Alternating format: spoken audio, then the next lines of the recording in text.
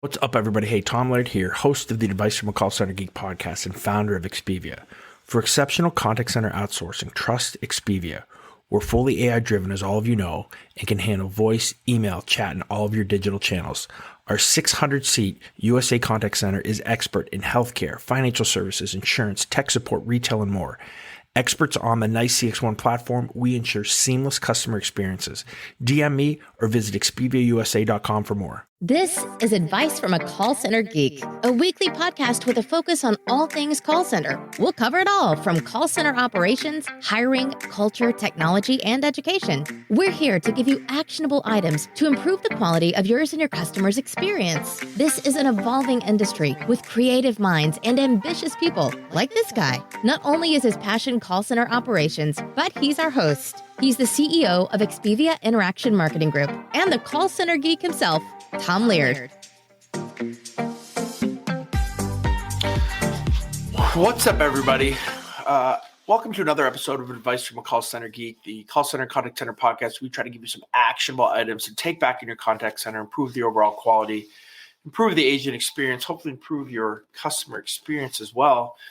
My name is Tom Laird. I'm the CEO here at Expivia Interaction Marketing. How's everybody doing? I wanted to do kind of kick off our first LinkedIn Live with an AMA today. So again, I have a topic on ChatGPT that I would like to talk about if there's no questions. But any questions that you may have on the call center, technology, culture, anything that has to do with the contact center, I am more than happy to answer. Just kind of hop on and comment on LinkedIn and shoot in your question, and we'll see if we can help you guys out a little bit. As people are kind of coming on here, I wanted to talk a little bit about ChatGPT. I think the thing has been not overplayed from how awesome it is, but overplayed of people talking about it. So I didn't want to be just another voice. So probably maybe should have talked about it a little earlier, but I think we can all see the impact that this thing is having. I think we can all see that it's not just ChatGPT, but now, offshoots of what is going on in that kind of AI space. And I did want to talk about some things that I think could be a little bit more unique. I'm not going to talk about, chatbots. I think I can understand that there's going to be an impact here with how chatbots and the intuitiveness of the AI with those guys. I think we can understand that, analytics and workforce management and the tools that AI is currently having an impact in. I think we're now on the highway of taking those things to a total different level. So I wanted to kind of talk about some unique things or things that I would like to see, or some things that maybe are a little bit more out there, to see if we can maybe stem a little conversation from that as well. So, the first thing is I would be a little nervous if I owned a language line right now. I think that, if these type of AI, which I'm sure they already are, there's just not a really great product out there yet, other than like Google Translate and things like that. But, there's going to be a company that is going to do multilingual processing with this and do real time, kind of changing the language into English, changing it into Indian, back and forth, changing it to, wherever that contact center is, whatever those agents speak, right? You're going to, I think, be able to really see. It's kind of like the takeoff on the SANAS, the SANAS. I think I'm saying that company right, where they're kind of using AI to kind of overlay voice. So maybe, a voice from India sounds like it's a Scottish accent, calling into England, or doing customer support from Scotland. So I think those things are going to be a really cool and unique way that this type of AI and ChatGPT and again, those type of offshoots can have an issue. I did a demo, and I don't really want to talk about the company yet. I don't know if I have permission to talk about them, but they're an offshoot of Carnegie Mellon.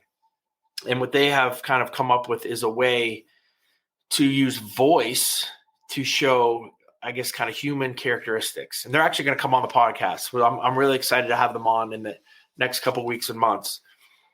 Using my voice, they can say, this is a 46 to 47-year-old male. He's 6'2", and give those type of characteristics, which I think what they have shown to be a little bit better than what voice authentication and those type of things, because they're still not 100% correct. So there's some overlying of the AI and what is happening there from a voice authentication standpoint, from the different things that our voice and that these smart computers can actually start to pick up that obviously we as humans can't. It can listen for certain emotions. I mean, we're starting to hear that with sentiment. I mean, I see sentiment scoring really going through the roof. I really personally think, I've been talking about this for years, CSAT in surveys and NPS, they're going to be gone. Like you're not going to hear about them. And, I think starting this year, and the technology is going to be the rater of a good customer experience, talking more about sentiment scoring, talking about, are your agents using proper word choices, understanding, what type of tone is coming. I think those are really important things. And if we can start to even hear tone, where AI makes me the most excited from a contact center person is in different types of proactive customer support. That's what we all want to get to, right? We want to be able to, and when I say proactive customer support, I mean it in a couple different ways. Number one is when a customer, before they get to an agent, that we're taking as much information and data as we possibly can and utilizing it to make the customer experience better. And we're understanding their sentiment, their tone. We're looking at all their previous history. What have they called us before? Is there an outstanding ticket that is happening right now that they're probably calling about because we were not able to resolve it on the first call? Taking all of this data and right now it's almost like we can only pick and choose what we want to do from a routing standpoint. There's some things we can do from sentiment and tone in the IVR, but maybe we haven't integrated it fully into the CRM, or we're integrating to the CRM and we're pulling all that data and we're routing off that. But if we take this holistic approach of why is a customer calling us, what are their needs, who should they be talking to, can we get them to the best? We always talk about getting our reps to the best agent, right? Or getting our customers to the best agent. And that has taken steps, right? We went from, and again, I just posted something back on the call center of 1985, right? Where there was basically no thought into this, right? Calls would just come like on a daisy chain, and whoever was next. And it is what it was. And then we went to kind of the skills-based routing method, to where we were looking at that our agents who were maybe a little bit more intuitive, understood the product, understood the process a little bit more compared to a newer rep. Different skills were being trained for a specific thing, like sales compared to tech support, compared to maybe logistics or actual customer support. So we tried to get our customers segmented into these different piles of agents that we thought could help them the best. Now, we move to 2023, we're starting to integrate our data, right? And we've been integrating data for a while, but really starting to use data as a real routing source.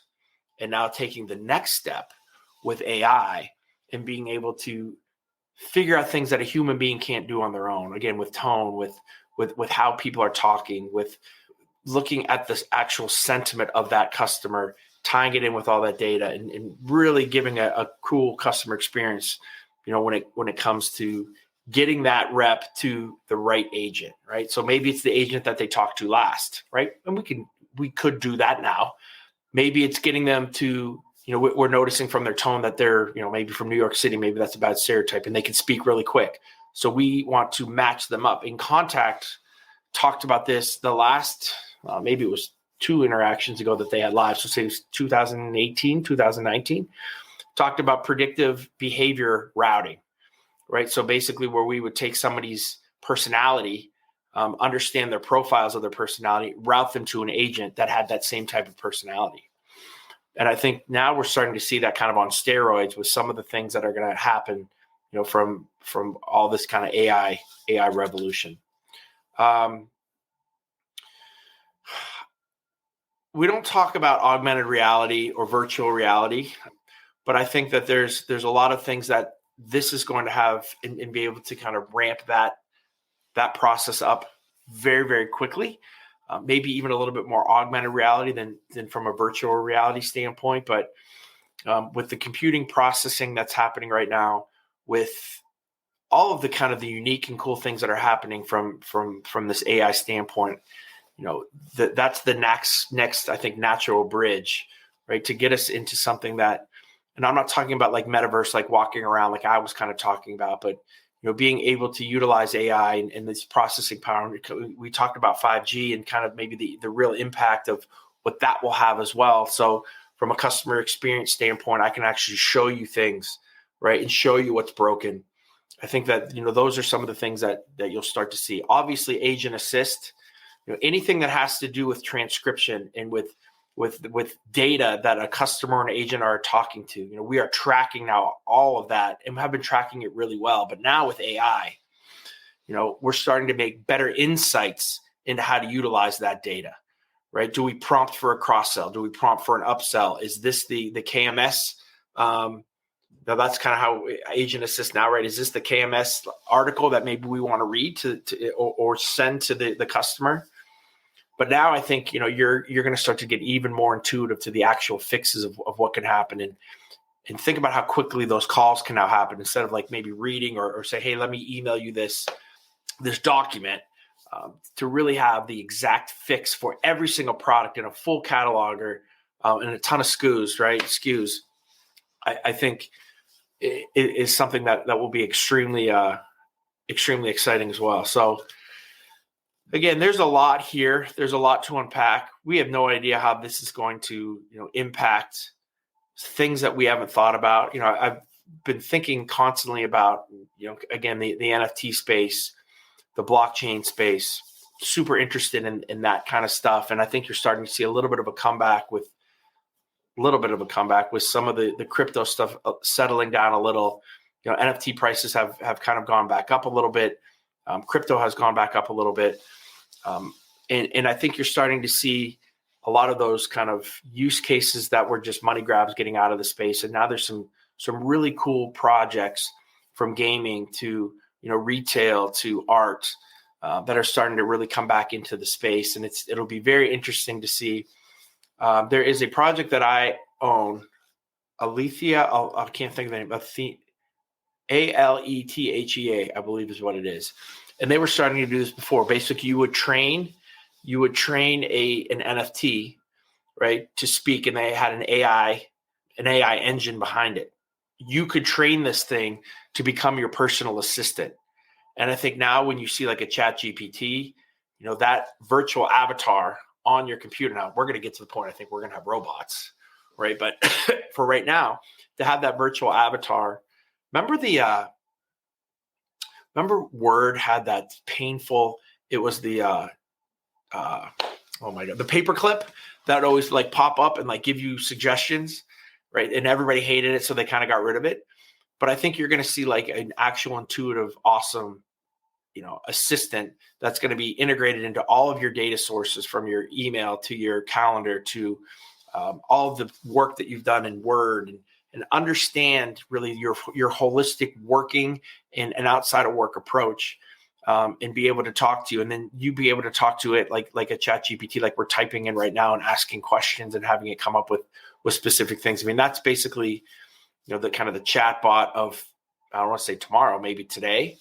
I think you'll start to see that as well, on websites, right? So not just like the little chat box where we're going to type stuff in, but having an actual avatar that is the liaison for this website, having conversations with it about different products and having it being able to bring products to you and show you. And, that's the kind of the really cool thing that I think, how this thing could evolve into. So I'm kind of excited to kind of think about some of those types of things and how to evolve, right? This is a huge point in time for the BPOs, a huge point in time for contact centers, and who's going to kind of fight the technology. And I probably was one of them who fought it to a certain extent, but I don't think I can deny it anymore. And so now it's how do you implement this for our customers? How do you implement it for the future? What R&D do you want to do? Because there's so many different paths to go down.